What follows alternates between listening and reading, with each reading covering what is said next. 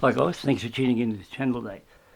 Back in the winter of 2015 and 16, the wife and I took a Mazda Miata sports car to the centre of Australia, and the reason behind that one was the centre of Australia in those days, in 2015-16, were you know, like a fairly wild little place to drive around on, and it was the only place in Australia where you could actually drive a car flat out with no drama of being grabbed by the cops or anything like that. And I decided, well, I always wanted to drive a car pretty quick legally, and this was the only place to do it. So in the winter of 2015-16, I took a Mazda MX-5 Turbo, or MX-5 SE, or Miata Speed, Miata Turbo, and I took it up into the Northern Territory and give the car a bit of a workout over a 500 kilometre stretch coming from Alice Springs itself up to Whycliffe Wells. And I ran it up one way, back the other, and I enjoyed that trip that much that I ended up going back a second year, that was in 2016, and did the same again.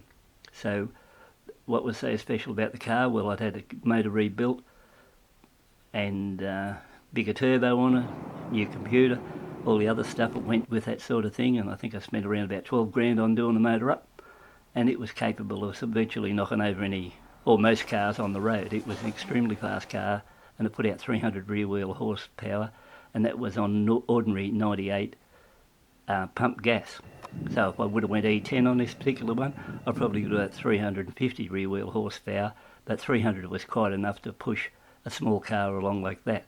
Now while we're up in Northern Territory, and this trip was a big one, it took in roughly 14,000 kilometres per trip, we went all to the touristy places out there, like as far as like Cooper-Pedy, Uluru, the Olgas, and then back into Stanley Chasm, worked our way up to Katherine Gorge, and then we went out to Kakadu National Park, went through there, seen plenty of wildlife on our trips, like buffalo, donkeys, wild pigs, plenty of eagles on the road, and overall it was a fairly interesting experience.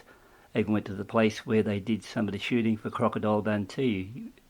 We even went to one place where they did the shooting for Crocodile Dundee, and had a couple of the old cars out the front of the place. It was a sort of a set out right in the middle of nowhere. So it was a fairly interesting trip all up, and I've got video footage of all this stuff where we went, and you know, like all things like that. So if you're interested in seeing that, you know, you can subscribe to the channel. I'll put something together. But here's just a bit of a preview of how things went on that trip, and you'll be able to get a bit of idea how things go.